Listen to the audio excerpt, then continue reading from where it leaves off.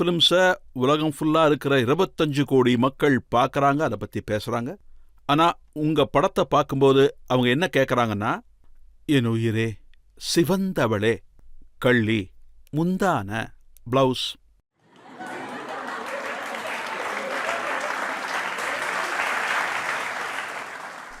இது ரொம்ப சரியான இடம்.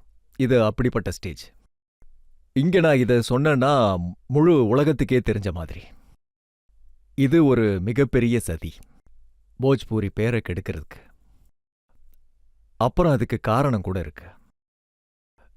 எங்க படங்கள் 1 கோடியில எடுப்பாங்க, மற்ற படங்கள்லாம் 10 கோடி, 20 கோடி, 50 கோடி, 100 கோடியில் எடுப்பாங்க.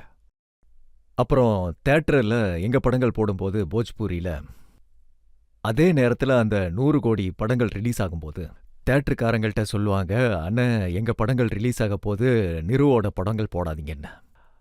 அவங்களுக்கு என்ன தோணும், அவங்க எப்படிப்பட்ட படங்கள் எடுத்திருக்காங்க, அதனால எங்க மிகப்பெரிய சூப்பர் ஸ்டார் படங்கள் கூட ஓடலன்னு. அதை பார்க்கலான்னு போய் பார்த்தா அவங்களுக்கே தெரியும் ரொம்ப நல்ல படங்கள் எடுத்திருக்காங்கன்னு, ஒரு பிரமாதமான படம் எடுத்திருக்காங்கன்னு. அப்போ அவங்கள எப்படி டீக்ரேட் பண்ணணும்னு, ஸோ டீக்ரேட் பண்ணுறதுக்காக மீடியாவில், எல்லா இன்டர்வியூவில், எல்லா பிளாட்ஃபார்ம்ஸ்லேயும் போஜ்பூரி படங்களை பற்றி தப்பு தப்பா வாய்க்கு வந்ததெல்லாம் சொல்லி அதை அப்படி அசிங்கப்படுத்துவாங்க. இன்னைக்கு இந்த மொத்த நாடு முடிவு பண்ணட்டும், மக்கள் முடிவு பண்ணட்டும், நீங்க முடிவு பண்ணுங்க, ஜட்ஜ் முடிவு பண்ணட்டும். நீங்க என்ன பழி சொல்லியிருக்கீங்கன்னா, எங்க பாட்டுல உயிரேன்னு இருக்குன்னு சொன்னீங்க. அப்ப அவங்க பாட்டுல என்ன இருக்கும், உயிரே உயிரே என்னோட மடியில. அது வல்காரிட்டி இல்ல, அது வல்காரிட்டி இல்ல.